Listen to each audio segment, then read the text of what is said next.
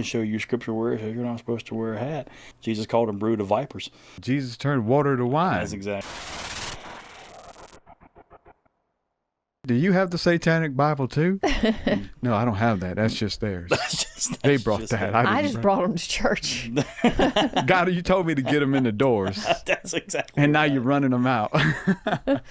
Running them out. I won't say the guy's name, but a very close friend of mine just this past Sunday, he went to a church and he had a hat on. And some old religious guy came up and said, take your hat off. And then he said, if I take this hat off, I'm leaving. And the guy said, I can show you scripture where it says you're not supposed to wear a hat. And he didn't, I keep trying to say his name. And he didn't say, anything back to him. He just, I said, well, you should have showed him, well, I could show you a part of the scripture where Jesus called them brood of vipers, for Pharisees. And I'm like, well, I could spit one back at you, buddy. I can show you one where Jesus turned water to wine. That's exactly right. And where's the wine in this church? Well, it turns out that the pastor and the youth pastor were not happy to hear about that old guy doing that, and so they were upset. So hopefully he goes back to that church because he's trying to get in church. Yeah, and so sucks, don't it?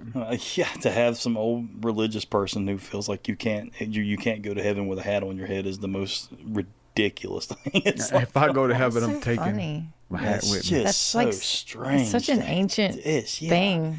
Such an oddball thing for some old person to say. And actually, like Sean, the guy that we interviewed last on the podcast with his wife Kylie, they, are in the U.S. for the first time and they're traveling, and they came through New Orleans and they visited the cathedral down there. Yeah. Not even during Mass. They just visited the cathedral and they asked him to take his hat off. And he's like, if I take it off, I'm going to leave. Yeah, and he did. The most ridiculous thing. I don't think Jesus has a problem with my hat. Why do you? That's just people.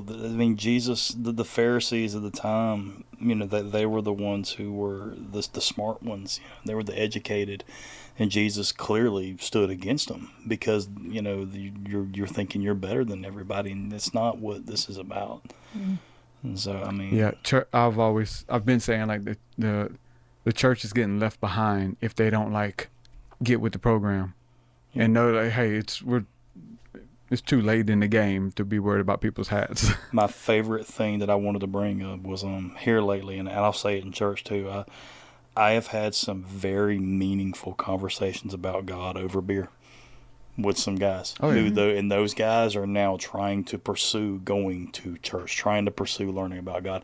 And I have spoke to them about God right there in a bar, having beer with them. Mm-hmm. It's my favorite place to have a conversation about God. Is right there in the middle of the world. Yeah. Because that's where you're going to find them. That's the people that I'm after. The ones who are curious about God but hate religion because they don't understand religion.